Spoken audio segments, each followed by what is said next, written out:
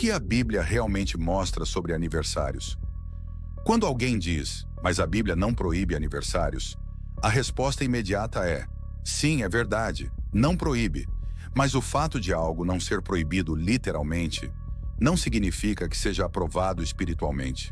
Vamos observar com atenção o que a Bíblia realmente mostra sobre a prática de celebrar aniversários natalícios.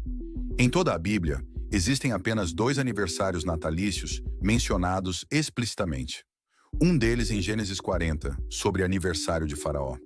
Ao terceiro dia, que era o dia do aniversário de Faraó, ele deu um banquete a todos os seus servos e mandou enforcar o chefe dos padeiros. Outro, em Mateus 14, sobre o aniversário de Herodes.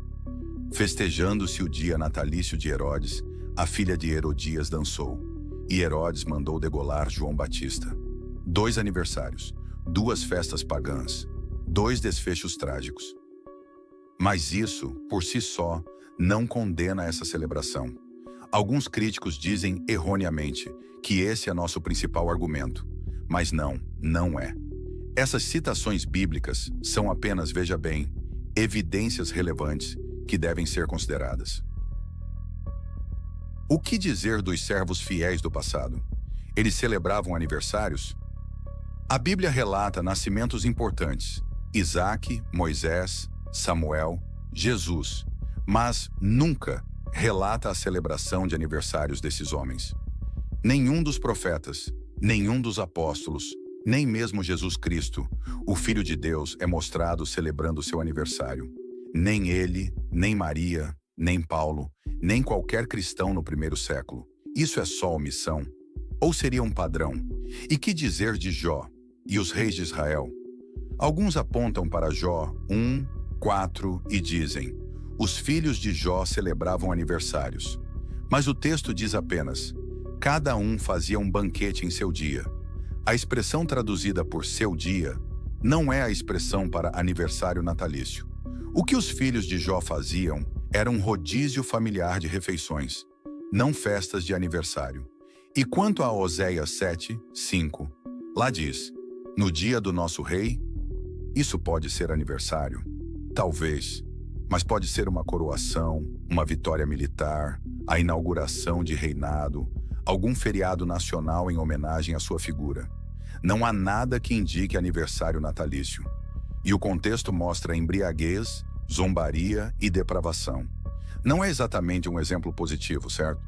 Portanto, a Bíblia nunca apresenta um servo fiel celebrando aniversário natalício. Quando menciona a prática, é sempre em contextos pagãos, perigosos ou moralmente questionáveis. Não estamos dizendo que isso prova, por si só, que celebrar aniversários é errado. Mas ignorar esse padrão também não é honesto. A pergunta que cabe aqui não é: onde está a proibição? Mas sim, onde está o exemplo positivo?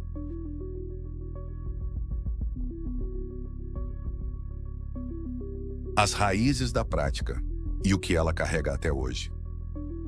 Até agora vimos que a Bíblia jamais apresenta servos fiéis comemorando aniversários natalícios, e que os 2 exemplos citados decorrem de contextos pagãos e trágicos.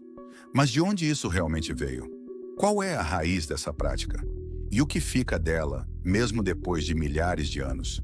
Bem, durante o Antigo Testamento, o Egito ainda era a grande potência do Mediterrâneo. Os faraós tinham status divino, e seus aniversários eram celebrados como festas religiosas, com banquetes e sacrifícios. Quando José interpretou o sonho de Faraó, em Gênesis 40, não era uma simples festa de aniversário. Era o culto ao poder divino que o rei acreditava ter recebido.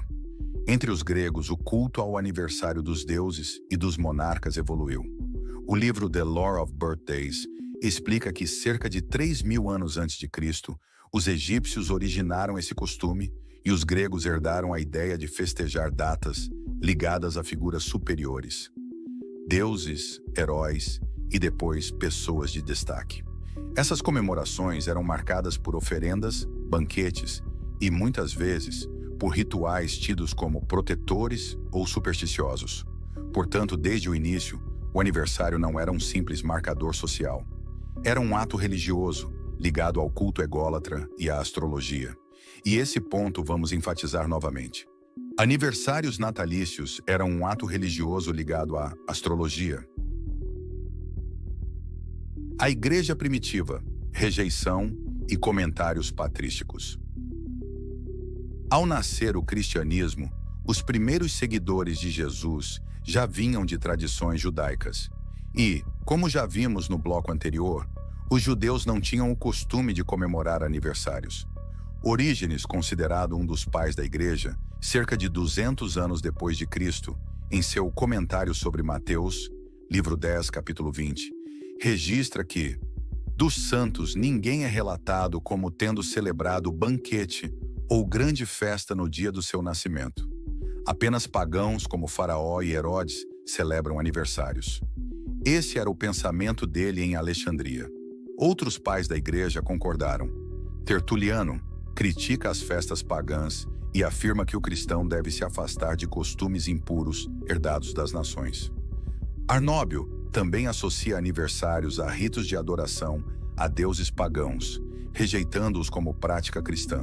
Esses escritos nos mostram que, já no século II, toda a igreja primitiva via a celebração de aniversários como herança pagã, e não como algo a ser incorporado à adoração a Deus. Nesse pequeno trecho, eu mostro um apologista católico moderno comentando esse fato. Vejamos.